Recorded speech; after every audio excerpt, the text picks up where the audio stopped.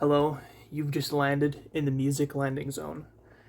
I'm going to be discussing, giving my review, and giving a rating to Masayoshi Takanaka's second solo album, An Insatiable High. Um, this album is really jazz fusion heavy. Takanaka is a jazz fusion guitarist, so that makes sense.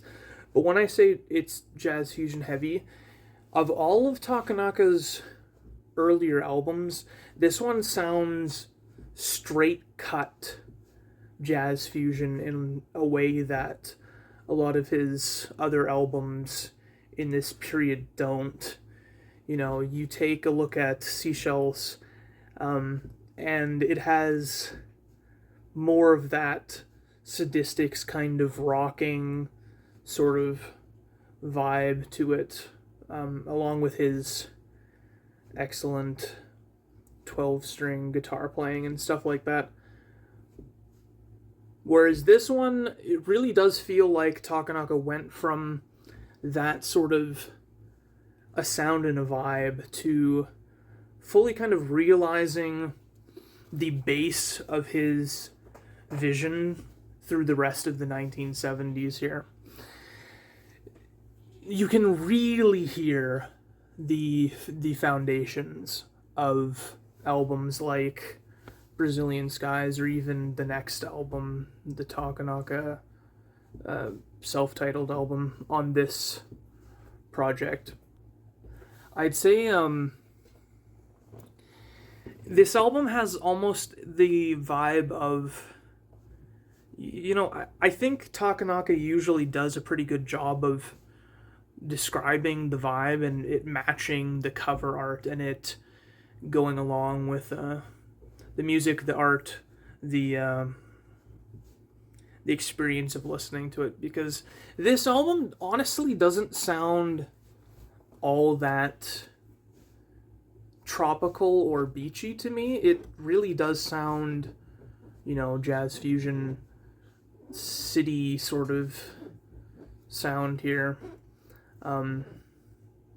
This album is very, very competently made. It sounds great on my speakers. It sounds great on the headphones. The playing is fantastic, of course. All around, the guitar is speaking things that you couldn't get from words. The bass sounds incredible, and it's great jazz fusion-y kind of bass here. The rhythm sections are intricate and interesting.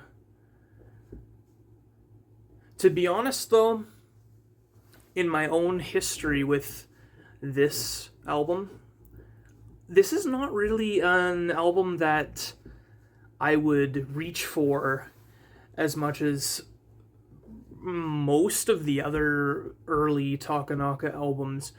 When you're a newer fan, I got into Takanaka in the summer of 2023, so I'm a newer fan. When you try to get into a large discography like this in, getting close to 2 years, I guess, with the amount of music that I listen to other than Takanaka, especially, it doesn't leave you a ton of time to dive incredibly deep into every album, and there becomes favorites. And An Insatiable High has not been a reach for it kind of album, has not been a top favorite of his early work as of now. Of course, that can always change in the future. And honestly, I ended up, you'll see what I'll rate this album in a bit here. But I ended up actually giving it a little bit, not a ton, but a little bit of a higher rating than I was expecting to.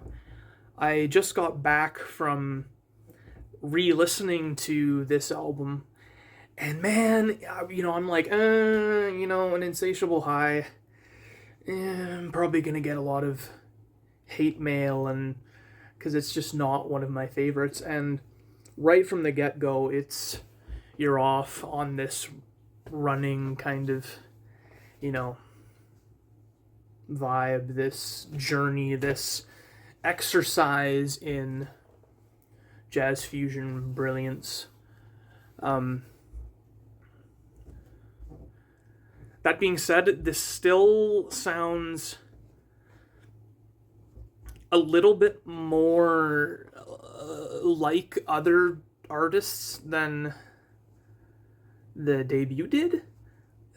This really does feel like, I think I said this earlier, like a proof of concept that Takanaka could do this sort of fusion sound and do it extremely well. It sounds like a prototype in some ways to the absolute brilliance of some of the albums that are coming up, in my opinion. That's how I hear it. But yeah, recorded excellently, played excellently. Whew. So, for my favorite songs on the album, before today, I would have told you that ESP is by and far my favorite and the obvious standout on this album, and it has been the single track that I would usually come back to repeatedly. However, after this listen, I have to say Sun Drops and Good, Bad, Old Days. Man, Sun Drops, especially when it gets into the little layering of female vocals in some of the parts. Ooh, sounds so good. And Good, Bad, Old Days is just like you set like a great sort of classical music, or like stringy, like an old movie, like from the 50s, 60s, sort of that kind of a soundtracky kind of background instrumental, and then you put in great bass playing, and you put in Takanaka's expressive soloing and such, and you get a tremendous track in the closer as well. While I don't really think this album for me has as many extreme highlights like Seashells does, I don't know if I like any of these tracks as much as the track 2 from Seashells, or Otengo Surete, or however it's pronounced. I'm going to get butchered for that when people finally start watching my channel. The album, though, it's just really competent and really well done. It's like,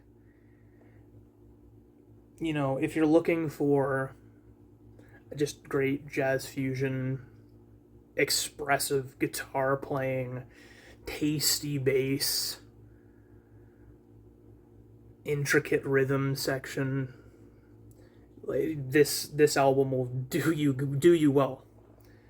For my own personal rating of this album out of 10, as it has a little bit less tremendous highlights for me, and it has actually maybe higher lows.